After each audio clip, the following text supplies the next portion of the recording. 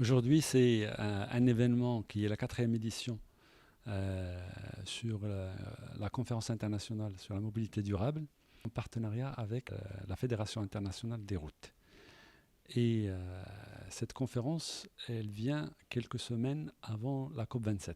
À la COP27, comme à la COP26 et avant, il y a des engagements au niveau pays sur la décarbonation, sur la transition énergétique. Et le Maroc, c'est un pays qui donne exemple avec la vision de Sa Majesté, les engagements que le Maroc a pris sur 2030 avec un mix énergétique de 52%.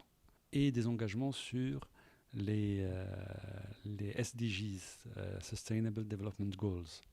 Ces engagements-là, avec les engagements sur la sécurité, mettent le Maroc comme un exemple.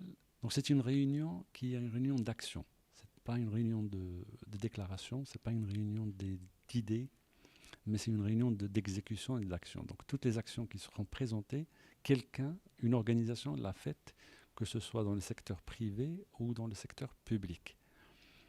Et la deuxième nouveauté que nous avons, c'est qu'on a invité des startups qui ont eu des idées, par exemple, pour la recharge des voitures électriques, les idées sur les batteries. Tout ça, il y a des gens qui ont fait un travail qui nécessite une collaboration, un contrat avec des opérateurs comme Autoroute du Maroc, comme des industriels qui sont là. Et cette création de liens est très importante. Donc c'est une journée d'action, c'est une journée de partage et c'est une journée où on met en valeur l'entrepreneuriat. Nous sommes au Maroc aujourd'hui pour la quatrième édition de la conférence internationale sur la mobilité durable. Le choix du Maroc, ce n'est pas un choix au hasard. Le Maroc, nous regardons le Maroc comme l'exemple phare et clé pour l'Afrique, mais nous estimons aussi que le Maroc a le potentiel pour devenir un exemple pour bien au-delà, en fait, de l'Afrique. La mobilité durable, ça veut dire aujourd'hui parler de décarbonisation, de digitalisation et d'innovation.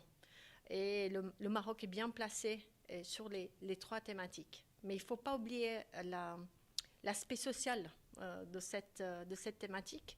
C'est important de parler à côté de la décarbonisation, des changements climatiques, de parler des effets que ces problèmes ont sur la vie des gens. Et c'est important de regarder la dimension aussi sécurité quand on parle de mobilité durable. On a 1,3 million de morts sur les routes chaque année dans le monde. C'est comme avoir plusieurs Boeing qui s'écrasent tous les jours, et ça sur nos yeux. Nous prenons notre responsabilité en termes de fédération, donc les gens de l'infrastructure, ceux qui utilisent l'infrastructure, mais chacun de nous a un rôle à jouer. Vous comme citoyens, nous comme fournisseurs d'infrastructures et de services de transport.